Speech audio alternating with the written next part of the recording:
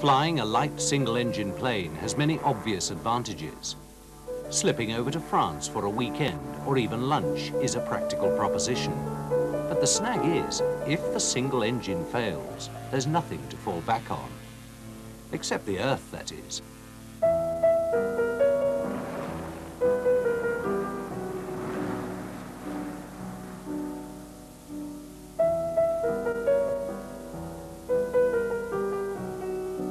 Which explains why, on this day, Judith Chisholm, a pilot by profession, is being driven along this road in northern France instead of flying over it. Chance brought her to the tranquil village of Carrépuis. Nothing much happens in Carrépuis, so her arrival sent a tremor through the entire community. It was an undignified landing which nearly ruined a cabbage patch. But Judith Chisholm was very fortunate. Not only did she escape intact, but among the villagers racing across the field to her aid was a senior executive of a company which builds planes. I think it was around here, was it?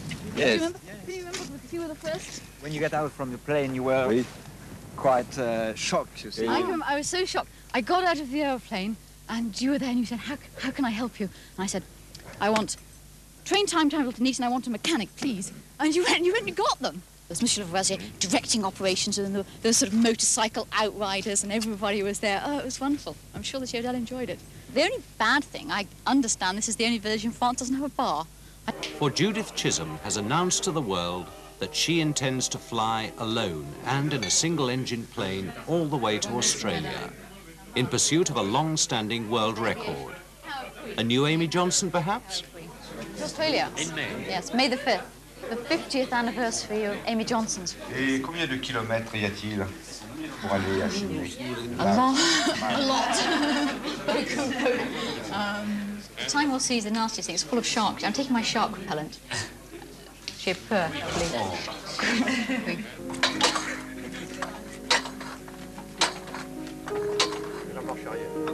Okay. Contact.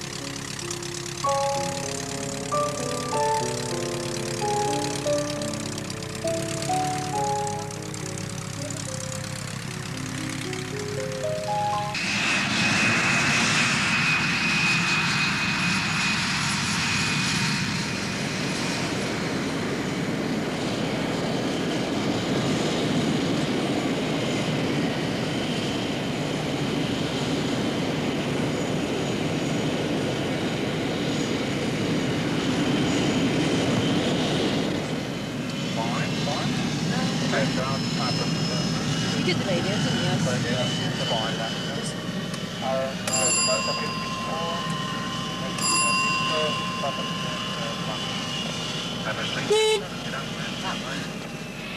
Most women would be well satisfied to have achieved so much in the teeth of all traditions, but her ambition soars much higher than that. You're very efficient, Captain, you know, you're very efficient. All the way to Australia, if she can break through even more barriers.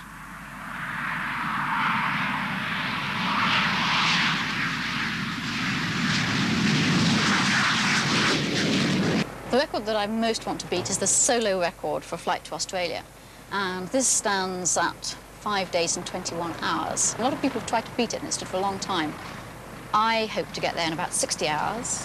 It's not because I have a particularly faster aeroplane, it's slightly faster. The range is much longer, so I'm making far fewer stops. Hello, little Tiga. How are you? Oh, fine. How's your trip? It's not too bad. It's up a bit.